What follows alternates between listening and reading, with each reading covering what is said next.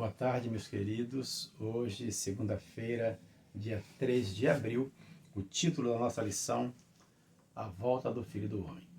Texto para a nossa meditação, Apocalipse capítulo 14, no verso 14, onde lemos: Olhei e eis uma nuvem branca, e sentado sobre a nuvem, um semelhante a filho de homem, tendo na cabeça uma coroa de ouro e na mão uma foice afiada.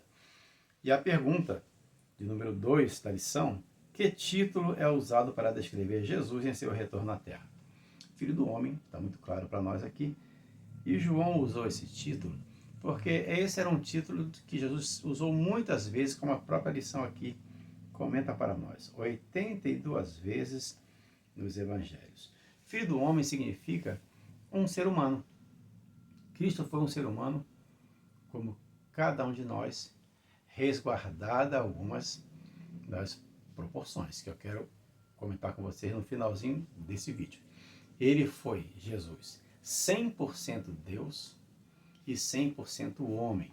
E que bom que ele viveu aqui nessa terra e passou pelas batalhas e lutas espirituais que nós passamos, e muito mais do que nós podemos entender, para que ele possa estar realmente como nosso intercessor, totalmente habilitado para nos socorrer, porque ele entende, ele conhece as nossas limitações como homem que foi, e pode nos socorrer e nos atender como Deus que é.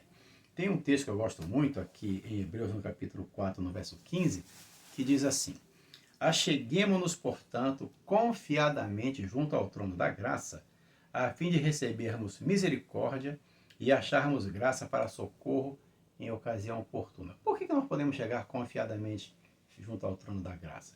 Eu li o verso 16 e deixei o 15 para ler agora a propósito, que diz assim: Porque não temos sumo sacerdote que não possa compadecer-se das nossas fraquezas. Antes, foi ele tentado em todas as coisas, à nossa semelhança, mas sem pecado. Bom saber que Jesus, o Deus Criador, também passou por aquilo que nós passamos e pode nos socorrer. Um outro texto que eu gosto muito, 1 Timóteo capítulo 2, no verso 5, que diz assim, 1 Timóteo 2, 5: Porquanto há um só Deus e um só mediador entre Deus e os homens, Cristo Jesus, homem. Por isso essa expressão usada, Filho do Homem. Esse Filho do Homem que viveu aqui entre nós é o mesmo que vai voltar para nos buscar.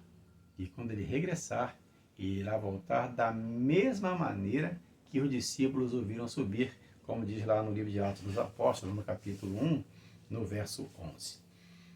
A volta de Cristo tem sido o grande anseio de todo filho de Deus que entende de onde veio, quem ele é e para onde ele vai.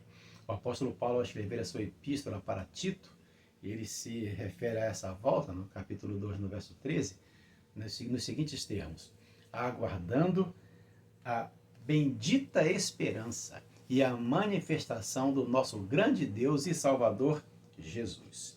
Ele, como podemos falar, já repetimos, foi um de nós. E tem 3 textos, aqui na pergunta número 3, que nos faz refletir sobre o que devemos aprender com esses versos. Mateus 16, 27, fala que Cristo virá com os anjos. Mateus 24, 27 a 30, diz que Cristo irá voltar de forma literal, visível, corpórea, audível, todos irão ver a volta de Jesus. Não vai ser um evento secreto. E Mateus 25, 31 e 32 diz que nessa ocasião ele vai separar os cabritos das ovelhas. E assim vai ser no dia em que ele voltar.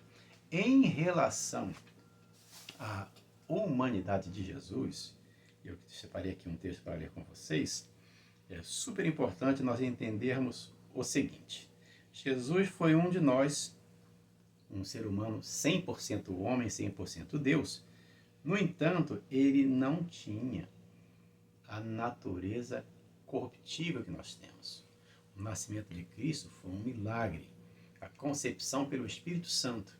E no livro Eventos Finais e Mensagens Escolhidas, no capítulo, volume 3, na página 131, diz assim: A divindade não se tornou humana. E o humano não foi deificado pela fusão das duas naturezas. Cristo não possuía a mesma deslealdade pecaminosa, corrupta e decaída que nós possuímos, pois então ele não poderia ser um sacrifício perfeito. Esse é um terreno que devemos pisar nesse terreno quando se fala sobre a natureza de Cristo com muito cuidado, para não termos a ideia equivocada de que Jesus tinha natureza corruptível como nós temos. Que Deus nos ajude, então, a nutrirmos no coração essa expectativa gostosa de um dia vermos o nosso Mestre, o nosso Criador, retornando nas nuvens dos céus, da mesma maneira como ele subiu após passar 40 dias ali com os discípulos após a sua ressurreição. Tenham todos um bom restante de dia e, se Deus permitir, amanhã nos encontramos. Fiquem na paz.